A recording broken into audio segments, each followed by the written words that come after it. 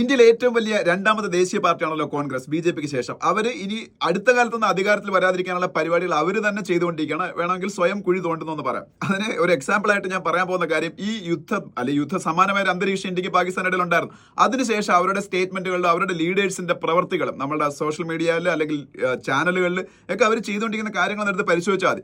നമ്മൾ 2 surgical strikes മുമ്പ് പാകിസ്ഥാനെതിരെ നടത്തിയപ്പോൾ അവരന്ന് പാകിസ്ഥാൻ പറഞ്ഞ ആ ഒരു നറേറ്റീവാണ് വിശ്വസിച്ചത്. ഇന്ത്യ തെളിവ് കൊടുക്കണമെന്ന് പറഞ്ഞ് തെളിവ് കൊടുത്തപ്പോൾ പോലും അവർ വിശ്വസിച്ചില്ല. എന്തായാലും പാകിസ്ഥാന് മുകളിൽ നമ്മളൊരു ഡോമിനൻസ് നേടി എന്നുള്ള കാര്യത്തിൽ യാതൊരു സംശയമില്ല. ടോം കൂപ്പർ ഒക്കെ പോലുള്ള വേൾഡിൽ ഏറ്റവും ഫേമസ് ആയിട്ടുള്ള വാർ സ്ട്രാറ്റജിസ്റ്റുകൾ അതിനെക്കുറിച്ച് പറഞ്ഞിട്ടുണ്ട്, വിത്ത് എവിഡൻസ്. അത് ഞാൻ അടുത്ത വീഡിയോ ആയിട്ട് ചെയ്യുന്നുണ്ട്. അതിനു മുമ്പ് അതിലേക്ക് ഞാൻ പോകുന്നില്ല. അപ്പോൾ എന്തായാലും നമ്മളിപ്പോൾ അത് കോൺഗ്രസിനും ഇന്ത്യയിലെ പ്രതിപക്ഷ കക്ഷിയൊക്കെ എല്ലാവർക്കും അറിയാം, നമ്മൾ പാകിസ്ഥാന് മുകളിൽ വ്യക്തമായ ആധിപത്യം നേടിയെന്നുള്ള കാര്യം. അവരുടെ ന്യൂക്ലിയർ ഫെസിലിറ്റീസിൽ പോലും നമ്മൾ ചില അറ്റാക്സ് നടത്തിയിട്ടുണ്ട്. അതിനും എവിഡൻസ് ഒക്കെ വന്നു കഴിഞ്ഞു. അതിനെക്കുറിച്ചും ഞാൻ അടുത്ത വീഡിയോയിൽ പറയുന്നതായിരിക്കും. പക്ഷെ ഇപ്പൊ പറയുന്നത് ഈ പെട്ടെന്നുള്ള ഈ സീസ് ഫെയർ നമ്മൾ സാധിച്ചെടുത്തത്, അല്ലെങ്കിൽ നമ്മൾ സീസ് ഫെയർ അങ്ങനെ ഉണ്ടാക്കിയത് ട്രംപിനെ പേടിച്ചിട്ടാണ്. നമ്മൾ ട്രംപിനെ ഏതെങ്കിലും അമേരിക്കയുടെ പ്രസിഡന്റിനെ പേടിക്കൂല എന്നുള്ള കാര്യം കഴിഞ്ഞ 2-3 വർഷത്തെ ഇന്ത്യയുടെ ഹിസ്റ്ററി എടുത്ത് പരിശോധിച്ചാൽ മതി. മോദിയെ കുറ്റം പറയുന്നതിന് വേണ്ടി അങ്ങനെയൊക്കെ പറയുന്നത് വളരെ വലിയ തെറ്റാണ്. ഈ രാജ്യത്തോട് ചെയ്യുന്ന ഏറ്റവും വലിയ പാതകമാണ്. ഞാൻ പറയാം, റഷ്യ-യുക്രൈൻ വാർ സ്റ്റാർട്ട് ചെയ്തപ്പോൾ റഷ്യ ഭയങ്കരമായിട്ടുള്ള ഉപരോധത്തിൽ ഈ അമേരിക്കയും യൂറോപ്യൻ യൂണിയനും എല്ലാം കൊണ്ടെത്തിച്ചു. എന്നിട്ട് യുക്രൈൻ്റെ ഏറ്റവും വലിയ സപ്പോർട്ടറായിരുന്നു അന്ന് അമേരിക്കയുടെ പ്രസിഡന്റായ ജോയ് ബൈഡൻ. ആ ഒരു അവസ്ഥയ്ക്ക് മാറ്റം വന്നപ്പോൾ ട്രംപ് വന്നപ്പോഴാണ് അന്ന് ഇന്ത്യ റഷ്യയുടെ കയ്യിൽ നിന്ന് ഓയിൽ വാങ്ങരുതെന്ന് അവർ ഇന്ത്യയോട് വളരെ ആജ്ഞാപിക്കുകയാണ് ചെയ്തത്. യൂറോപ്യൻ യൂണിയൻ പറഞ്ഞു. അപ്പോൾ ഇന്ത്യയുടെ ജയശങ്കർ അതിന് പ്രതികരിച്ചത്. ജയശങ്കർ പറഞ്ഞു, യൂറോപ്യൻ യൂണിയന്റെ അല്ലെങ്കിൽ യൂറോപ്പിന്റെ പ്രോബ്ലം ലോകത്തിന്റെ പ്രോബ്ലമായിട്ട് അവർ കാണുന്നത്. നമുക്ക് അങ്ങനെയല്ല, നമുക്ക് ഇന്ത്യയുടെ നാഷണൽ ആവശ്യങ്ങളാണ് ഏറ്റവും വലുത്, അതുകൊണ്ട് ഞങ്ങൾ വാങ്ങുമെന്ന് പറയും എന്ത് പ്രശ്നം വന്നാലും. എന്നിട്ട് എന്ത് ഇന്ത്യ ചെയ്തു?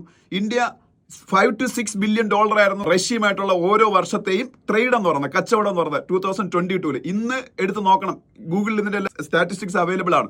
$65 ബില്യൺ കച്ചവടമാണ് നമ്മൾ റഷ്യയായിട്ട് ചെയ്യുന്നത്. റഷ്യ ഇന്ത്യക്ക് ഏറ്റവും ഡിസ്കൗണ്ട് റേറ്റിലാണ് ഓയിൽ തന്നുകൊണ്ടിരുന്നത്.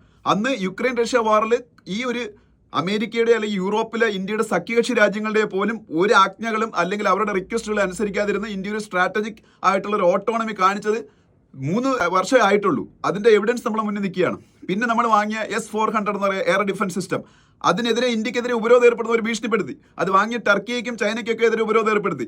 നമ്മളത് മൈൻഡ് ചെയ്യാഞ്ഞുകൊണ്ട് അവസാനം ഇന്ത്യക്ക് അനുകൂലമായിട്ടൊരു വേവർ കൊടുക്കുക പിന്നീട് അമേരിക്ക ചെയ്തു. ഇതെല്ലാം നടന്നു കഴിഞ്ഞ 2 അല്ലെങ്കിൽ 5 വർഷത്തിനകത്ത് വെച്ചാണ്.